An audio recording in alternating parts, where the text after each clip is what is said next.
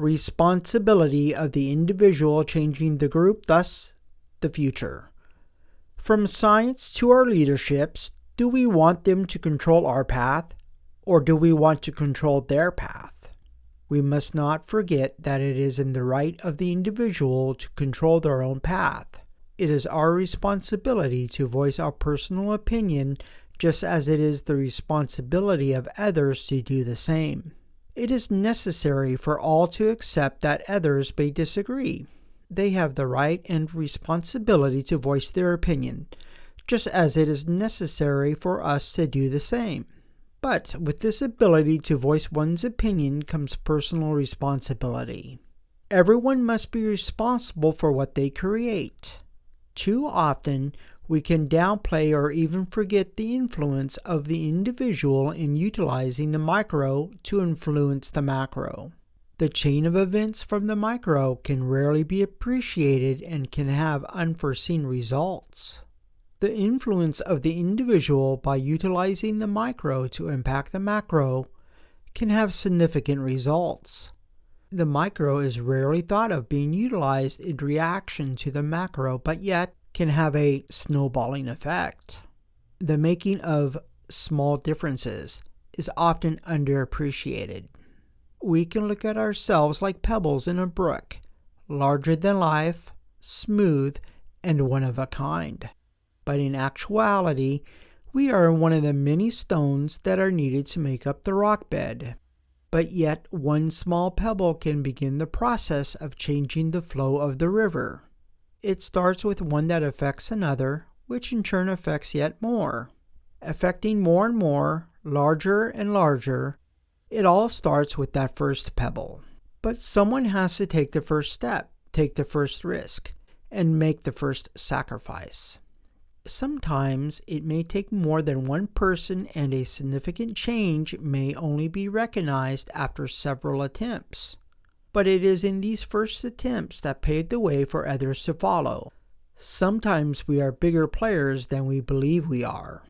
And if you would like to contribute to the rock bed, please consider a like, subscription to this channel, or visit one of my other free articles and ebooks. There are some individuals who are isolated by choice or circumstances, but as a species in general, we will seek out groups.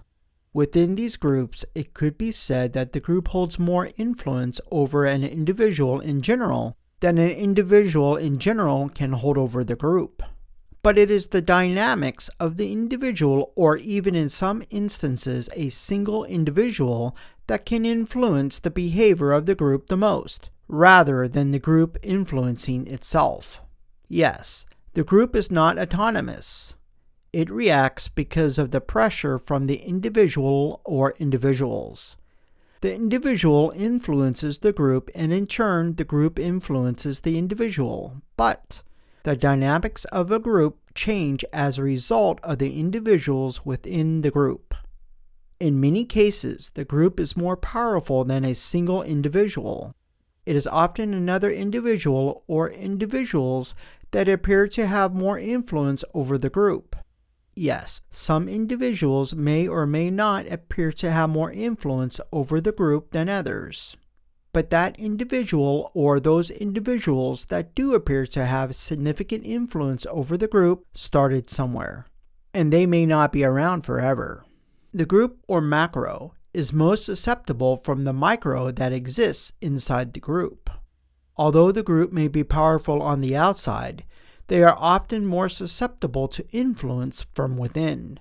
In most cases, in the beginning when confrontation of the group begins, confrontation begins with support of a contrary individual or sympathy within that group, rather than direct confrontation from the outside.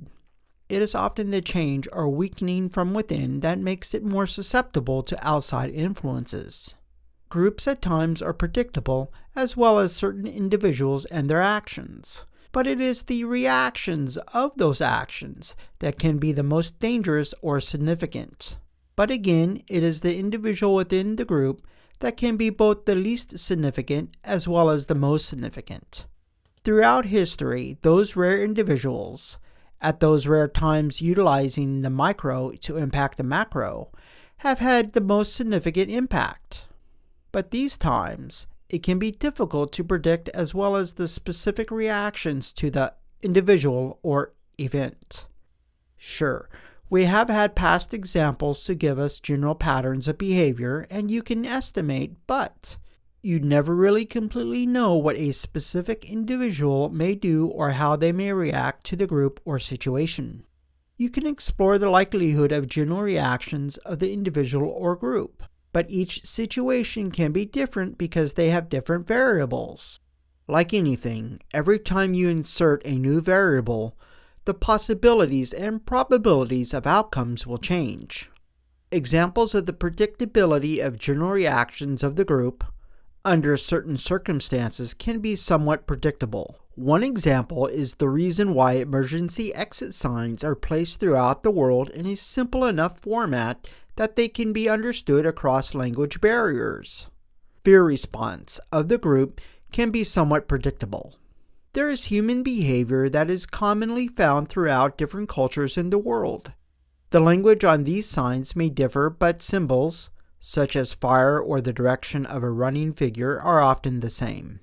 It is predictable that in the case of a fire or disaster, many people in reactions of a group can adopt a herd mentality. Emergency signage capitalizes on that fact. Now, I am not naive enough that I do not understand that all situations will result in a 100% positive outcome. Even with signage that can be understood by a normally rational person across language or cultural barriers, there are outliers. I am not naive in believing every path will lead to a positive outcome. But even the path towards those positive aspects, even if they fail, can ease and help allow the ability for more positive aspects to follow later. A gradual foundation lays the groundwork for something possible, while nothing often leads to nothing. We must be the first to offer a hand of friendship and peace, or at least accept it when it is offered to us honestly and without deception. We must make an honest effort. But making an honest effort does not mean allowing yourself to become vulnerable. I am not naive in searching and practicing peace and love to the point of becoming vulnerable, but peace is always preferable to conflict. We must be wary of ego or personal self-interest getting in the way. I believe it is crucial that we authorize and empower our hearts to lead, while at the same time necessitating our mind to plan and require it to have the responsibility of protection. It is often the anxiety of the unfamiliar that holds us back. At times I have wondered, why do we fear the unfamiliar when, as far as we know, there could be nothing detrimental there? Could it be because we could discover our true selves there in the nothingness? We all suffer from one of these ailments at one time or another. But in the end, I believe what is right and wrong is impressed more in our hearts than on the lips of others.